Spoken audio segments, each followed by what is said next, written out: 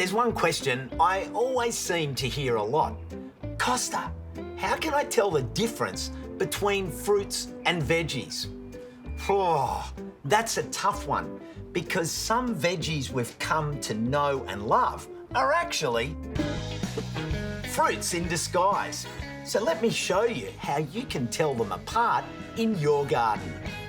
Fruits. How good are fruits? They develop from flowers and have seeds, while veggies don't. Veggies come from the other parts of the plant, like its leaves, stems or roots. It can be pretty tricky, especially when we think of fruit as sweet tasting. Can you think of any secret agent veggies that have seeds inside of them? How about probably one of the most beloved veggies out there, tomatoes? They're totally undercover fruits because when you cut them open, they have little seeds. And have you ever carved out a pumpkin at Halloween to make a jack-o'-lantern? Full of seeds. Pumpkins are a fruit too. Same with pea pods, capsicums, cucumbers, eggplants, and even corn. Now, did I just blow your mind or what? There are plenty of fruits out there that are still disguising themselves as veggies. Checking for seeds is a good start. Now you can tell them apart. How many can you find? My backyard.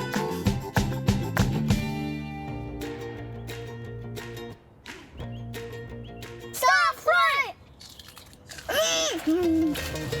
Inside a finger like is little balls.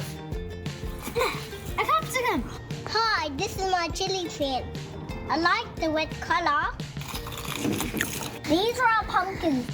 We accidentally grew them in our sandpit. It doesn't matter. This is my favourite fruit, dragon fruit, and I love it because it's sweet on the inside. Hi, this is my snow pea. This is our crabapple tree. This is a not ready crabapple. And these two are ready crabapples. And you can chop them up, but you would have to have a very small knife. I'm going to show you the raspberry bush, and it looks like this. I picked some here, and they're yummy. Here. And when you eat them, they're very sour.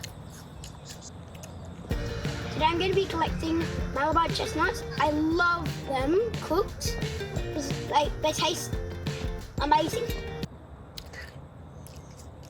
This is the Illawarra plum tree, and this is the Illawarra plum. Tastes great. Goodbye. Native garden. Check this out. Looks like some weird avocado or even a zombie finger. Ooh. It's actually from this native citrus, Citrus australasica, or the finger lime, which is pretty much where the name comes from. It's about the size of your finger, and it's a lime. Now, these have been eaten by First Nations people for thousands of years. And if you feel a little sick, the vitamin C content in here can really pep you up. When you break it open, this is the coolest part. Look at that.